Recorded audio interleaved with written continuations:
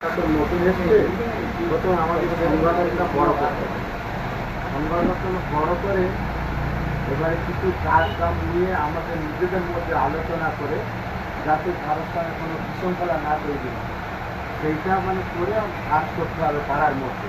এবং যারা আগে বিজেপি করেছে, তৃণমূল করেছে, তারপর আইএসএফ করেছে, সংগঠন করে তাদেরকে আমাদের মধ্যে আনতে হবে, এনে টিমটাকে বাড়িয়ে আর বিগত দিনে আমরা যেন টিমটাকে জয় করতে পারি।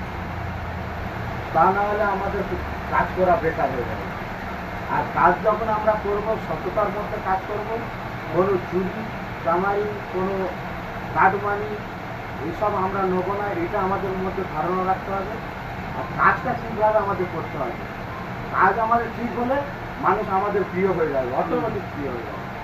আর যদি সেই চুরি করি বিগত নেতাদের মতো, তাহলে সেই বদনামটা আমাদের থেকে যাবে, বদনামটা আর চেঞ্জ হবে না। তখন মানুষ আমাদের কিছু থেকে সত্য থাকবে আর আসবে না, মানুষ সত্য থাকবে আর আমাদের কাছে আসবে না যে শালা এরা চোর সরিয়ে টাকা দেবে, এইসব জিনিসগুলো মনে রাখলে তারা সরে যাবে।